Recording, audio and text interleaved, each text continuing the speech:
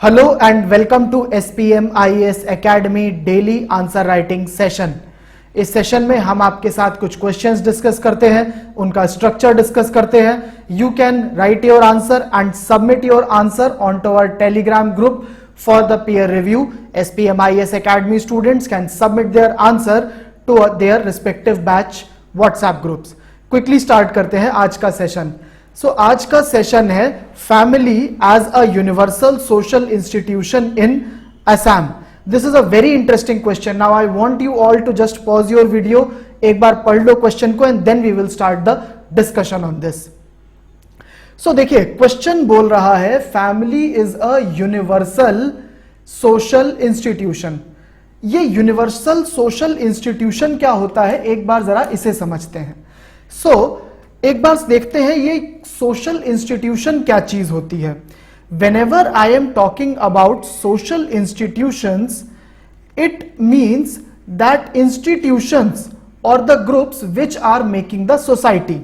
Social institutions का example होता है religion. Religion is one kind of an institution जो कि सोसाइटी को बनाता है, राइट जैसे सोसाइटी में मल्टीपल टाइप के रिलीजन होते हैं, हिंदू होते हैं, मुस्लिम होते हैं, बुद्धिज्म होता है, जैनिज्म होता है। These are all the religion, these religions are making up the society. Similarly linguistic group can be one of a social institution.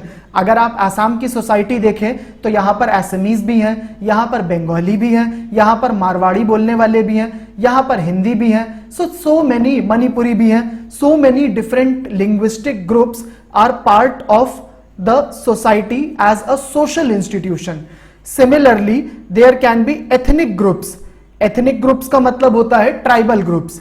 जैसे कि अगर असमीज सोसाइटी को देखें तो यहां पर अहोम इज वन एथनिसिटी, यहां पर Marwari can be another ethnicity. Similarly जो मणिपुर के ट्राइब्स हैं दैट कैन बी मेघालय के tribes, Bodo can be one ethnicity. So there are lot of ethnic groups also which are part of this society as a social institution, right. एक और social institution की बात कर रहा हूं and that is a family. Now I will try to explain that how is family a social institution. देखिए ये जितने भी सोशल इंस्टीट्यूशन हैं इनकी एक बेसिक कुछ एक डेफिनेशन है। डेफिनेशन क्या है?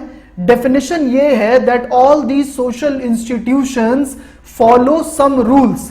For being a member of any of the social institution you need to follow some rule. कुछ रूल फॉलो करने पड़ते हैं, only then you are considered part of this social institution. Example, for being a Hindu it is said कि आप काऊ का meet नहीं खाओगे, right एक रूल आपको बनाया गया। For being a Muslim it is a rule that you will not worship idols, so आप तब उस रिलीजन के पार्ट हैं।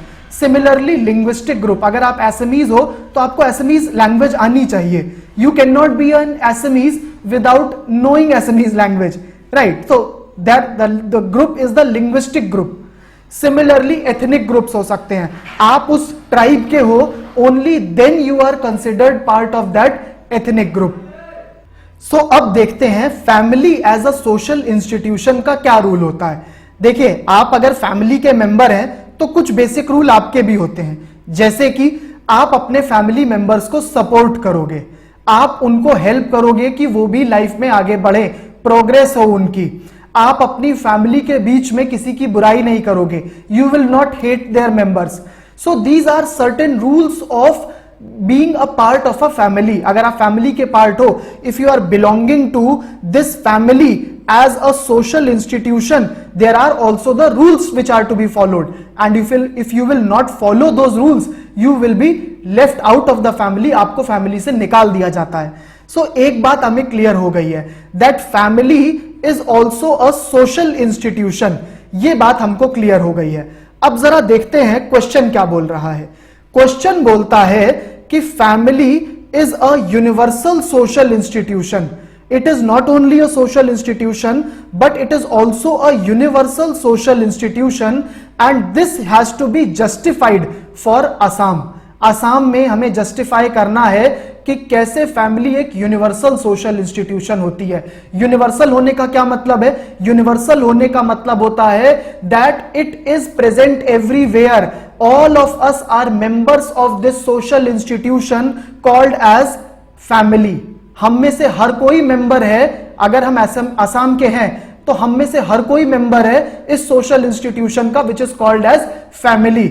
अब क्वेश्चन बहुत आसान लग रहा है, राइट? बहुत इजी लग रहा है कि हाँ हम सभी मेंबर होते हैं फैमिली के, इसमें नई बात क्या है? ये तो जाकर के आप अपने मम्मी पापा से किसी से भी पूछोगे कि कैसे हम सब लोग मेंबर हैं फैमिली के, तो हर कोई बता देगा कि हाँ हम सभी होते हैं, right? Everybody will be able to explain few things here and there, but in this answer we will see that how even the obvious things can be mentioned in academic language and how the obvious things can be written as an APSC aspirant। जब आप APSC UPSC का exam दे रहे हैं तो उसमें जो basic बातें हैं, जो ऑब्वियस बातें हैं, जो सबको पता होती हैं, वो कैसे लिखनी होती हैं, इस एग्जाम्पल के थ्रू हम लोग देखेंगे। So before I go ahead and explain you and give you justification that why is family a universal social institution, let us see the few things about this question. This is coming from the paper 2 Indian society of the part of your syllabus, and this is also relevant for the sociology optional. The syllabus says that the salient feature of Indian society, I have modified the question and included the Assam in this question. The directive word here in this question is justify. Whenever somebody is asking you to justify something, you have to give arguments in support of that statement, and you have to give abundant examples also कि कैसे वो चीज हो रही है। और यहां पर आंसर करना है दैट कैसे फैमिली एक यूनिवर्सल सोशल इंस्टीट्यूशन होती है असम में। क्विकली आगे चलते हैं। सबसे पहली चीज होती है इंट्रोडक्शन। कैसे करेंगे इस आंसर का? इंट्रोडक्शन के लिए बिल्कुल बेसिक से स्टार्ट कर दीजिए, फैमिली के बारे में बता दीजिए। आपको तो बेसिक पता है फैमिली क्या है, मम्मी है, पापा है, आप हो, भाई बहन है, ये फैमिली है, बट इसकी एकेडमिक डेफिनेशन थोड़ी सी अलग होती है। जरा यहां पर समझ लीजिए कि जो सोशियोलॉजी ऑप्शनल में जो बेसिक एनसीईआरटीज में 11th क्लास की सोशियोलॉजी के एनसीईआरटी में क्या डेफिनेशन है, जरा उसको समझ लेते हैं, वही इस टाइप की एकेडमिक डेफिनेशन देंगे। देखिए फैमिली क्या है? इट्स एन एसोसिएशन, एक छोटा सा एसोसिएशन है, and it's a most basic unit of society. सबसे बेसिक यूनिट है। कैसे? मैंने आपको यहां वाले केस में बताया, सोसाइटी बनती है सोशल इंस्टीट्यूशंस के साथ। ये सब बड़े सोशल इंस्टीट्यूशन होते हैं जहां पर बहुत सारे मेंबर होते हैं। फैमिली एक बेसिक यूनिट है जहां पर सबसे कम लोग होते हैं। सो this is a most basic unit of a society. However, this basic unit of a society is also characterized by certain inherent characteristics। कुछ इसकी कैरेक्टरिस्टिक्स होती हैं ऐसी जिससे इसको हम डिस्टिंग्विश करते हैं बाकी सब इंस्टीट्यूशन से। 3 बेसिक कैरेक्टरिस्टिक्स इसकी बताऊंगा। सबसे पहली कैरेक्टरिस्टिक है कॉमन रेजिडेंस, सेकेंड है economic cooperation, there is an economic cooperation in family, and third are the blood relations. समझते हैं कैसे। फैमिली का मतलब क्या है? सब लोग साथ में मिलके रहते हैं तभी तो फैमिली होती है, उसी को बोला गया है कॉमन रेजिडेंस। ये पहली कैरेक्टरिस्टिक है फैमिली की, दैट एवरीबडी लिव्स टुगेदर, साथ में मिलके रहना। दूसरी बात है इकोनॉमिक कोऑपरेशन, दैट मींस साथ में पूरी फैमिली की जो इनकम होती है वो सबकी इनकम साथ में होती है, सबके एक्सपेंसेस भी साथ में ही होते हैं। This is called as economic cooperation. अगर आप रूरल एरियाज में जाएंगे, विलेजेस में जाएंगे, तो वहां पर आप देखेंगे जो फैमिली होती है वो काम भी साथ में ही करती है। There is a family business, that family business can be agriculture और it can be other family business. So there is an economic cooperation, सब लोग साथ में मिलकर के काम कर रहे हैं। And third is family is always of the blood relations, there is a reproductive relation involve. खून का रिश्ता होता है फैमिली मेंबर्स के बीच में। फैमिली का मतलब ये नहीं है कि किसी थर्ड आदमी के साथ आपकी फैमिली बन गई। That is not a family in a real sense. आप बोल सकते हो कि he is like my family member, but that is not a real family. Real family का मतलब है खून का रिश्ता, ब्लड रिलेशंस होता है, right? And that is established bye reproductive relation. Grandfather और ग्रैंडमदर के बीच में रिप्रोडक्टिव रिलेशन है तो चिल्ड्रन है। चिल्ड्रंस जो पेरेंट्स हैं हमारे, उनके बीच में रिप्रोडक्टिव रिलेशन है तो हम हैं। हमारे बीच में रिप्रोडक्टिव रिलेशन होता है तो हमारी नेक्स्ट जनरेशन होती है। सो that is a blood relation established by the reproductive relation. 3 basic characteristic होती हैं फैमिली की।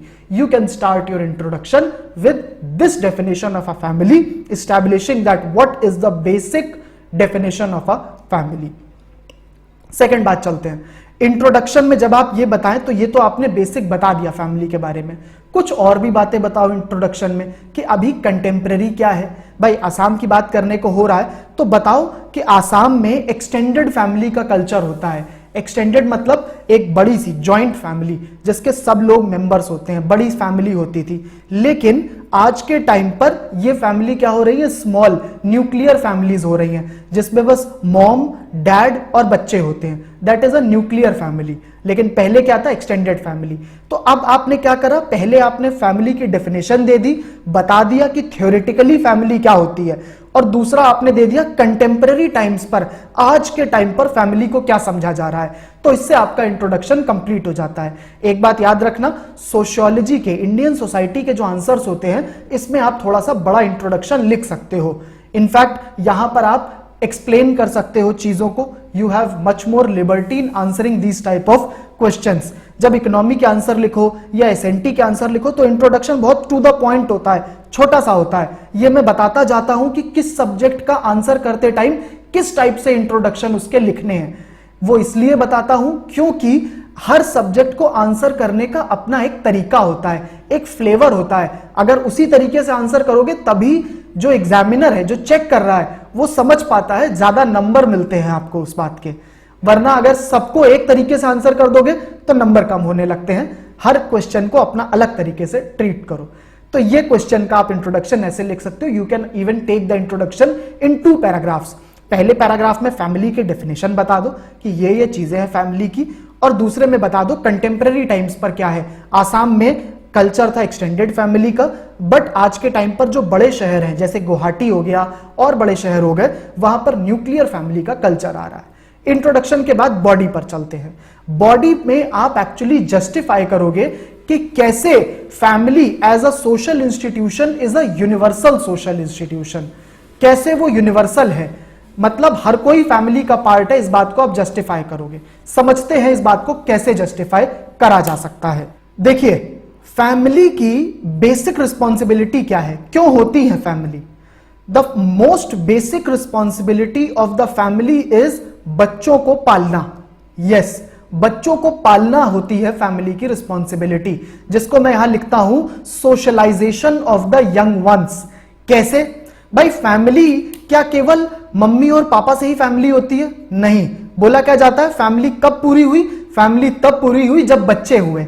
हमारे आपने देखा होगा मूवीज में या अपने घर पर, जो हमारे ग्रैंडफादर और ग्रैंड मदर होते हैं वो क्या बोलते हैं, जहां उनके बच्चों की शादी हो जाती है हमारे पेरेंट्स की, बोलते हैं बस हमें नाती पोतों का मुंह दिखा दो।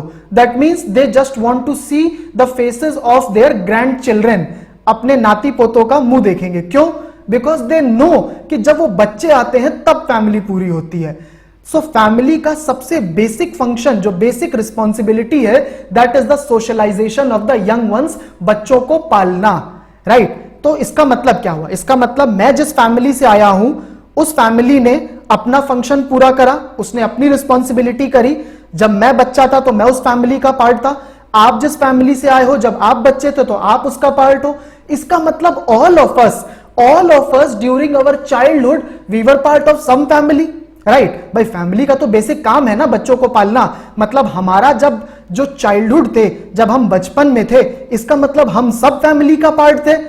तो क्या हम सब लोग फैमिली से नहीं जुड़े हैं? जुड़े हैं, बिल्कुल सही बात है। We all are associated with our respective family. तो यही तो हो गया यूनिवर्सल होने का मतलब। अरे यूनिवर्सल सोशल इंस्टीट्यूशन वही तो होता है, मतलब जिसका हर कोई पार्ट हो। यहां पर जो आपको बाकी सोशल इंस्टीट्यूशंस बताए थे, रिलीजन, क्या हर कोई रिलीजन का पार्ट होता है? आप बोल सकते हो हाँ बहुत लोग होते हैं, बट कुछ लोग नहीं भी तो होते हैं। कुछ लोग बोलते हैं मैं गॉड को मानता ही नहीं हूं, मेरा कोई रिलीजन ही नहीं है। राइट? कुछ लोग, जरूरी थोड़ी ना हर लोग लिंग्विस्टिक ग्रुप का पार्ट हो। राइट? भाई आसाम की अगर बात करो तो लिंग्विस्टिक ग्रुप में असमीज, बंगाली ये सब आ सकते हैं, but there can be many people who do not associate with any linguistic group. वो किसी लैंग्वेज ग्रुप का पार्ट नहीं है। Suppose people like me, I do not consider myself कि मैं किसी हिंदी ग्रुप का हूं या इंग्लिश ग्रुप का हूं। आई कंसिडर कि मैं किसी ग्रुप से एसोसिएटेड नहीं हूं। Right? So that can happen. Similarly ethnic ethnic में आप बोल सकते हो कि मैं अहोम हूं, मैं बोडो हूं, मैं इस ट्राइब का हूं, मैं उसका हूं, but there can be many who can say मैं किसी ट्राइब का नहीं हूं, मेरा कोई आइडेंटिटी नहीं है, right? That can happen, but can a person say the same thing for family? No, he can not. He will always have to be say that मैं किसी फैमिली का पार्ट हूं, एक्सेप्ट फॉर ऑर्फेंस. बहुत कम होते हैं वो लोग, but orphans ही बोल सकते हैं. अदरवाइज तो हर कोई बोलेगा ना कि नहीं नहीं मेरी फैमिली ये है, आई नो माई फैमिली. सो यही तो मैं बोल रहा हूं कि बिकॉज फैमिली का जो बेसिक फंक्शन है that is socialisation of the young ones, बच्चों को पालना. तो हम सब लोग अपने बचपने में when we were in our childhood we all were part of some family.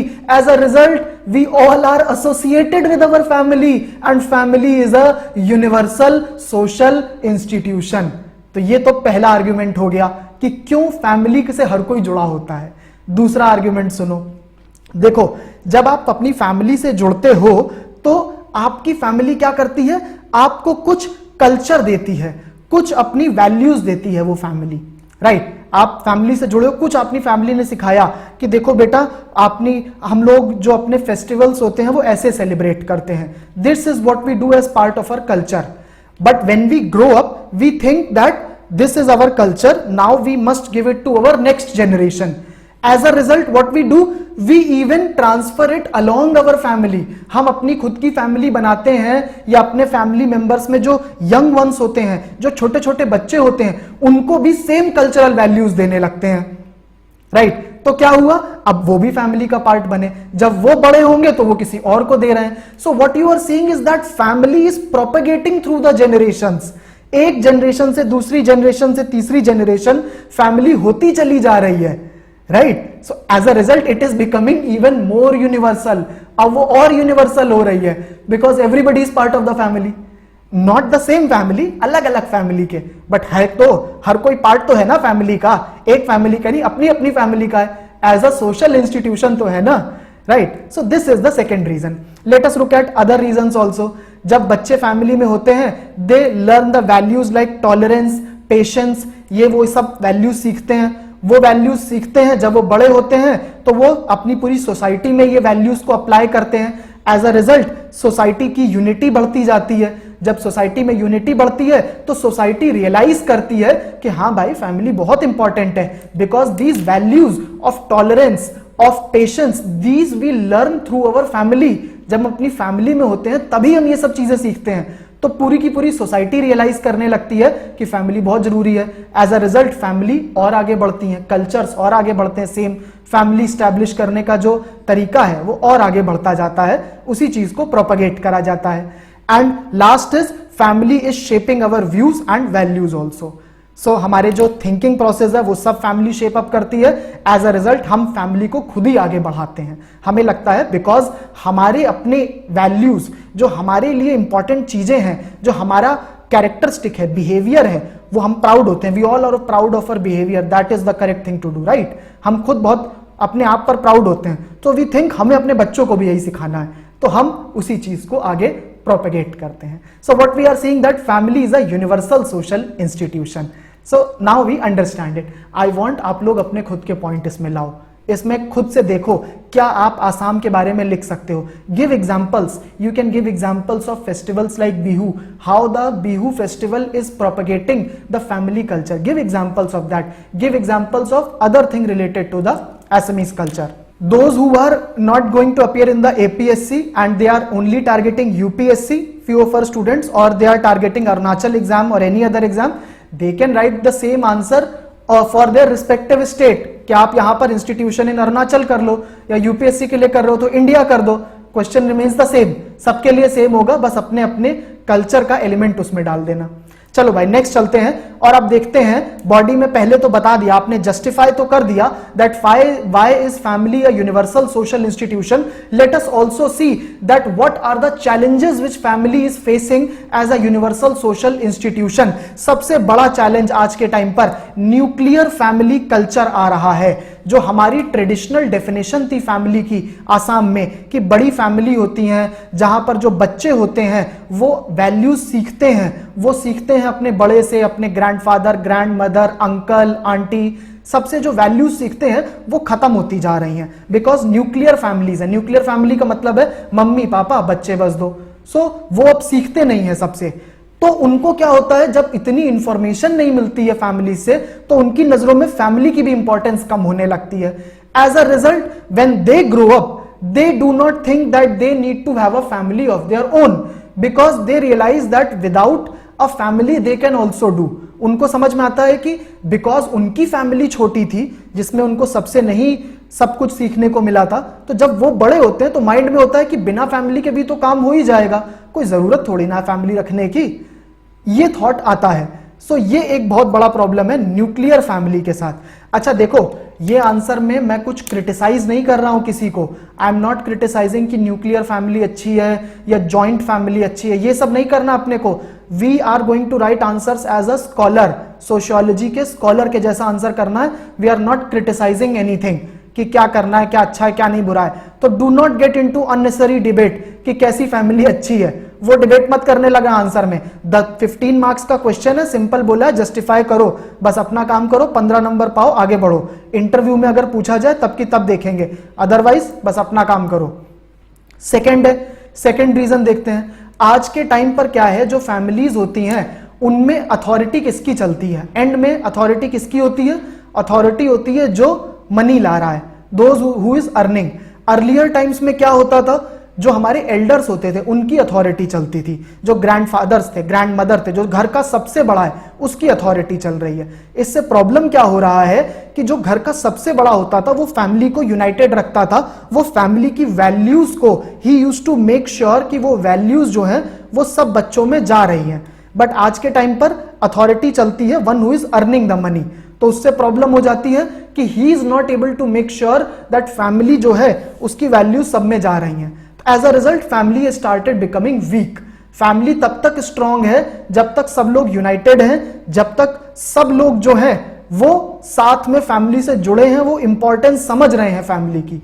जहां उसकी इंपॉर्टेंस कम लगने लगी, फैमिली वीक पड़ जा रही है। सो this is a problem. Secondly, जो आजकल एक कल्चर चला है डुअल करियर मैरिजेस का, जो फैमिली में जो हस्बैंड है, वाइफ है, they both are independently pursuing their career. As a result they are not able to focus that much on family. तो फैमिली की अगेन यूनिटी कम होती जा रही है, इंपॉर्टेंस कम होती जा रही है।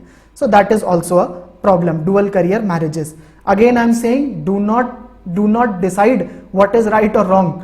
नेक्स्ट है इकोनॉमिक फंक्शन फैमिलीज का कैसे चेंज हो रहा है। पहले क्या था, जब हमारे अगर आप रूरल एरियाज की फैमिलीज अभी भी देखो तो फैमिली क्या थी, एक कॉमन बिजनेस होल्ड करती थी। अगर एग्रीकल्चर का काम है तो सब लोग मिल के एग्रीकल्चर का काम करते थे। जब आपका सोइंग सीजन होता था तो सब लोग मिल के सोइंग करते थे, चाहे वो घर की हाउसवाइफ्स हो, चाहे बच्चे हो, सब लोग हेल्प करते थे एग्रीकल्चर में।